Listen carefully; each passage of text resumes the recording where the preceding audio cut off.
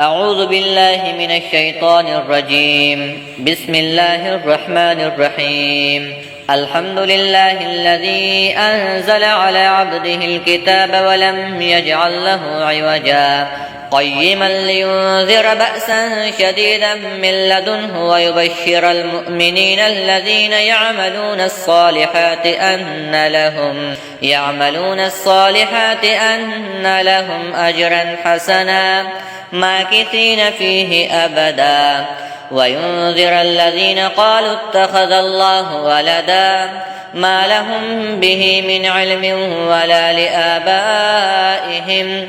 كبرت كلمة تخرج من أفواههم إن يقولون إلا كذبا فلعلك باخع نفسك على آثارهم إن لم يؤمنوا بهذا الحديث أسفا إنا جعلنا ما على الأرض زينة لها لنبلوهم أيهم أحسن عملا وإنا لجاعلون ما عليها صعيدا جرزا أم حسبت أن أصحاب الكهف والرقيم كانوا من آياتنا عجبا إذ أوى الفتية إلى الكهف فقالوا ربنا آتنا من لدنك رحمة وهيئ لنا من أمرنا رشدا فضربنا على آذانهم في الكهف سنين عددا ثم بعثناهم لنعلم أي الحزبين أحصى لما لبثوا أمدا نحن نقص عليك نبأهم بالحق إنهم فتية آمنوا بربهم وزدناهم هدى وربطنا على قلوبهم إذ قاموا فقالوا ربنا رب السماوات والأرض لن ندعو من دونه إلها لقد قلنا إذا شططا هؤلاء قوم اتخذوا من دونه آلهة لولا يأتون عليهم بسلطان بين فمن أظلم ممن افترى على الله كذبا وإذ اعتزلتموهم وما يعبدون إلا الله فأووا إلى الكهف ينشر لكم ربكم من رحمته ويهيئ لكم من أمركم مرفقا وترى الشمس إذا طلعت تزاور عن كهفهم ذات اليمين وإذا غربت تقرضهم ذات الشمال وهم في فجوة منه ذلك من آيات الله من يهد الله فهو المهتد ومن يضلل فلن تجد له وليا مرشدا وتحسبهم أيقاظا وهم رقود ونقلبهم ذات اليمين وذات الشمال وكلبهم باسط ذراعيه بالوصيد لو اطلعت عليهم لوليت منهم فرارا ولملئت منهم رعبا وكذلك بعثناهم ليتساءلوا بينهم قال قائل منهم كم لبثتم قالوا لبثنا يوما أو بعض يوم قالوا ربكم أعلم بما لبثتم فابعثوا أحدكم بورقكم هذه إلى المدينة فلينظر أيها أزكى طعاما فليأتكم برزق منه وليتلطف ولا يشعرن بكم أحدا إنهم إن يظهروا عليكم يرجموكم أو يعيدوكم في ملتهم ولن تفلحوا إذا أبدا وكذلك أعثرنا عليهم ليعلموا أن وعد الله حق وأن الساعة لا ريب فيها إذ يتنازعون بينهم أمرهم فقالوا ابنوا عليهم بنيانا ربهم أعلم بهم قال الذين غلبوا على أمرهم لنتخذن عليهم مسجدا سيقولون ثلاثة رابعهم كلبهم ويقولون خمسة سادسهم كلبهم رجما بالغيب ويقولون سبعة وثامنهم كلبهم قل ربي أعلم بعدتهم ما يعلمهم إلا قليل فلا تمار فيهم إلا مراء ظاهرا ولا تستفت فيهم منهم أحدا ولا تقولن لشيء إني فاعل ذلك غدا إلا أن يشاء الله واذكر ربك إذا نسيت وقل عسى أن يهديني ربي لأقرب من هذا رشدا ولبثوا في كهفهم 300 سنين وازدادوا 9 قل الله أعلم بما لبثوا له غيب السماوات والأرض أبصر به وأسمع ما لهم من دونه من ولي ولا يشرك في حكمه أحدا واتل ما أوحي إليك من كتاب ربك لا مبدل لكلماته ولن تجد من دونه ملتحدا واصبر نفسك مع الذين يدعون ربهم بالغداة والعشي يريدون وجهه واصبر نفسك مع الذين يدعون ربهم بالغداة والعشي يريدون وجهه ولا تعد عيناك عنهم تريد زينة الحياة الدنيا ولا تطع من أغفلنا قلبه عن ذكرنا واتبع هواه وكان أمره فرطا وقل الحق من ربكم فمن شاء فليؤمن ومن شاء فليكفر إنا أعتدنا للظالمين نارا أحاط بهم سرادقها وإن يستغيثوا يغاثوا بماء كالمهل يشوي الوجوه بئس الشراب وساءت مرتفقا إن الذين آمنوا وعملوا الصالحات إنا لا نضيع أجر من أحسن عملا أولئك لهم جنات عدن تجري من تحتهم الأنهار يحلون فيها من أساور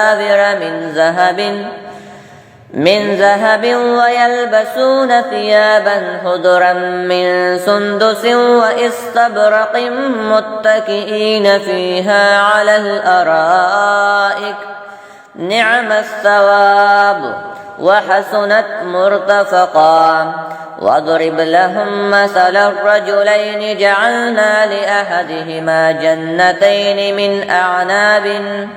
جنتين من أعناب وحففناهما بنخل وجعلنا بينهما زرعا كلتا الجنتين آتت أكلها ولم تظلم منه شيئا وفجرنا خلالهما نهرا وكان له ثمر فقال لصاحبه وهو يحاوره أنا أكثر منك مالا وأعز نفرا ودخل جنته وهو ظالم لنفسه قال ما أظن أن تبيد هذه أبدا وما أظن الساعة قائمة ولئن رددت إلى ربي لأجدن خيرا منها منقلبا. قال له صاحبه وهو يحاوره أكفرت بالذي خلقك من تراب ثم من نطفة ثم سواك رجلا لكنه هو الله ربي ولا أشرك بربه أحدا. ولولا إذ دخلت جنتك قلت ما شاء الله لا قوة إلا بالله إن ترني أنا أقل منك مالا وولدا فعسى ربي أن يؤتيني خيرا من جنتك ويرسل عليها حسبانا من السماء فتصبح صعيدا زلقا أو يصبح ماؤها غورا فلن تستطيع له طلبا. وأحيط بثمره فأصبح يقلب كفيه على ما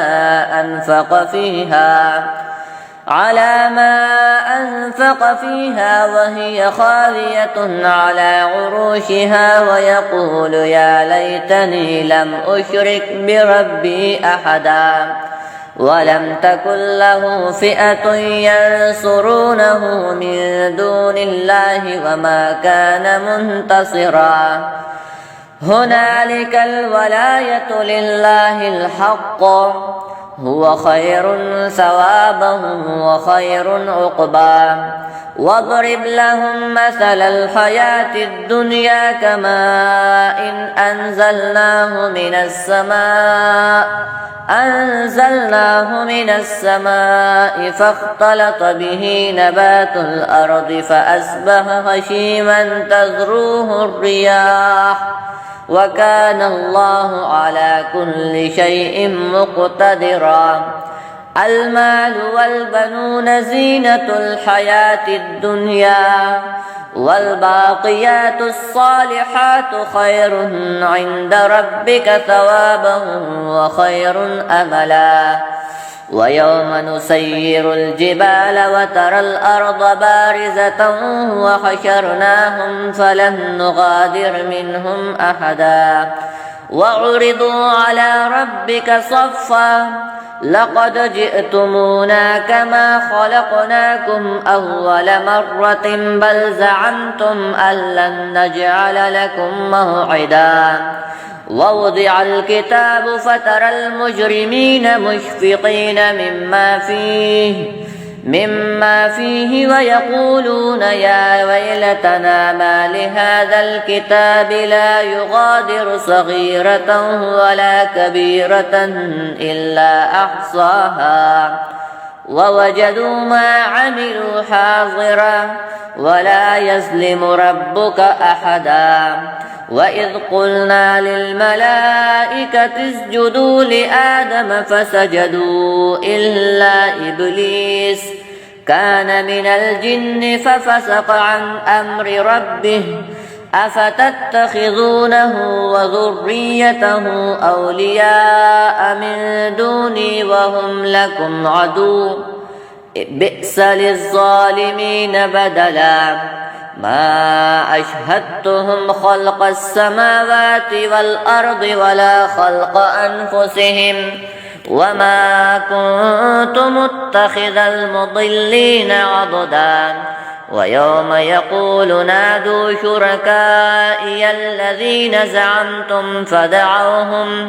فدعوهم فلم يستجيبوا لهم وجعلنا بينهم موبقا. ورأى المجرمون النار فظنوا أنهم مواقعوها ولم يجدوا عنها مصرفا.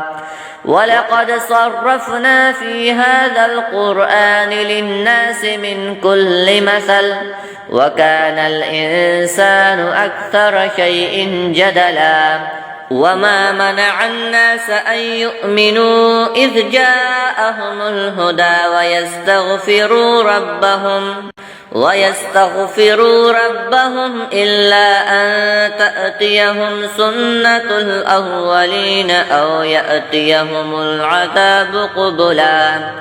وما نرسل المرسلين إلا مبشرين ومنذرين ويجادل الذين كفروا بالباطل ليدحضوا به الحق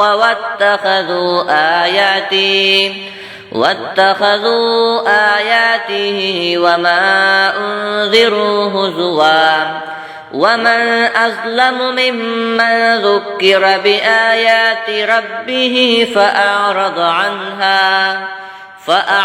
عنها ونسي ما قدمت يداه إنا جعلنا على قلوبهم أكنة أن يفقهوه وفي آذانهم وقرا وإن تدعهم إلى الهدى فلن يهتدوا إذا أبدا وربك الغفور ذو الرحمة لو يؤاخذهم بما كسبوا لعجل لهم العذاب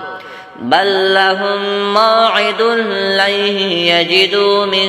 دونه موئلا وتلك القرى أهلكناهم لما ظلموا وجعلنا لمهلكهم موعدا وإذ قال موسى لفتاه لا أبرح حتى أبلغ مجمع البحرين أو أمضي حقبا فلما بلغا مجمع بينهما نسيا حوتهما فاتخذ سبيله في البحر سربا فلما جاوزا قال لفتاه آتنا غداءنا لقد لقينا من سفرنا هذا نصبا قال أرأيت إذ أوينا إلى الصخرة فإني نسيت الحوت وما أنسانيه إلا الشيطان أن أذكره واتخذ سبيله في البحر عجبا قال ذلك ما كنا نبغي فارتد على آثارهما قصصا فوجدا عبدا من عبادنا آتيناه رحمة من عندنا وعلمناه من لدنا علما قال له موسى هل أتبعك على أن تعلمني مما علمت رشدا قال إنك لن تستطيع معي صبرا وكيف تصبر على ما لم تحط به خبرا قال ستجدني إن شاء الله صابرا ولا أعصي لك أمرا قال فإن اتبعتني فلا تسألني عن شيء حتى أحدث لك منه ذكرا فانطلقا حتى إذا ركبا في السفينة خرقها قال أخرقتها لتغرق أهلها لقد جئت شيئا إمرا قال ألم أقل إنك لن تستطيع معي صبرا قال لا تؤاخذني بما نسيت ولا ترهقني من أمري عسرا فانطلقا حتى إذا لقيا غلاما فقتله قال أقتلت نفسا زكية بغير نفس لقد جئت شيئا نكرا قال ألم أقل لك إنك لن تستطيع معي صبرا قال إن سألتك عن شيء بعدها فلا تصاحبني قد بلغت من لدني عذرا فانطلقا حتى إذا أتيا أهل قرية استطعما أهلها فأبوا أن يضيفوهما فوجدا فيها جدارا يريد أن ينقض فأقامه قال لو شئت لاتخذت عليه أجرا قال هذا فراق بيني وبينك سأنبئك بتأويل ما لم تستطع عليه صبرا أما السفينة فكانت لمساكين يعملون في البحر فأردت أن أعيبها وكان وراءهم ملك يأخذ كل سفينة غصبا وأما الغلام فكان أبواه مؤمنين فخشينا أن يرهقهما طغيانا وكفرا فأردنا أن يبدلهما ربهما خيرا منه زكاة وأقرب رحما وأما الجدار فكان لغلامين يتيمين في المدينة وكان تحته كنز لهما وكان أبوهما صالحا فأراد ربك أن يبلغا أشدهما ويستخرجا كنزهما رحمة من ربك وما فعلته عن أمري ذلك تأويل ما لم تسطع عليه صبرا ويسألونك عن ذي القرنين قل سأتلو عليكم منه ذكرا إنا مكنا له في الأرض وآتيناه من كل شيء سببا فأتبع سببا حتى إذا بلغ مغرب الشمس وجدها تغرب في عين حمئة ووجد عندها قوما قلنا يا ذا القرنين إما أن تعذب وإما أن تتخذ فيهم حسنا قال أما من ظلم فسوف نعذبه ثم يرد إلى ربه فيعذبه عذابا نكرا وأما من آمن وعمل صالحا فله جزاء الحسنى وسنقول له من أمرنا يسرا ثم أتبع سببا حتى إذا بلغ مطلع الشمس وجدها تطلع على قوم لم نجعل لهم من دونها سترا كذلك وقد أحطنا بما لديه خبرا ثم أتبع سببا حتى إذا بلغ بين السدين وجد من دونهما قوما لا يكادون يفقهون قولا قالوا يا ذا القرنين إن يأجوج ومأجوج مفسدون في الأرض فهل نجعل لك خرجا على أن تجعل بيننا وبينهم سدا قال ما مكني فيه ربي خير فأعينوني بقوة أجعل بينكم وبينهم ردما آتوني زبر الحديد حتى إذا ساوى بين الصدفين قال انفخوا حتى إذا جعله نارا قال آتوني أفرغ عليه قطرا فما استطاعوا أن يزهروه وما استطاعوا له نقبا قال هذا رحمة من ربي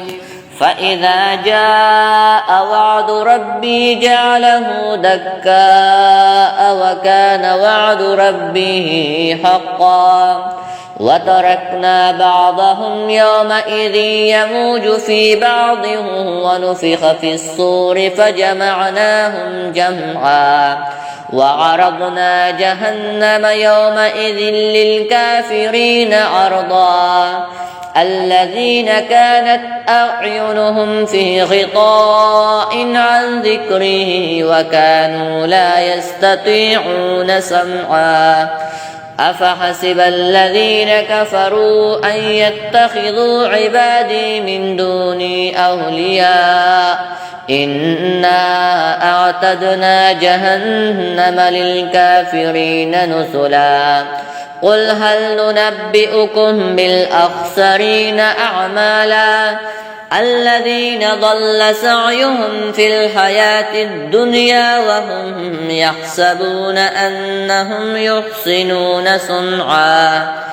أولئك الذين كفروا بآيات ربهم ولقائه فحبطت أعمالهم فلا نقيم لهم يوم القيامة وزنا ذلك جزاؤهم جهنم بما كفروا واتخذوا آياته ورسله هزوا إن الذين آمنوا وعملوا الصالحات كانت لهم جنات الفردوس نزلا خالدين فيها لا يبغون عنها حولا قل لو كان البحر مدادا لكلمات ربي لنفد البحر قبل أن تنفد كلمات ربي ولو جئنا بمثله مددا قل إنما أنا بشر مثلكم يوحى إلي أنما إلهكم إله واحد فمن كان يرجو لقاء ربه فليعمل عملا صالحا ولا يشرك بعبادة ربه أحدا.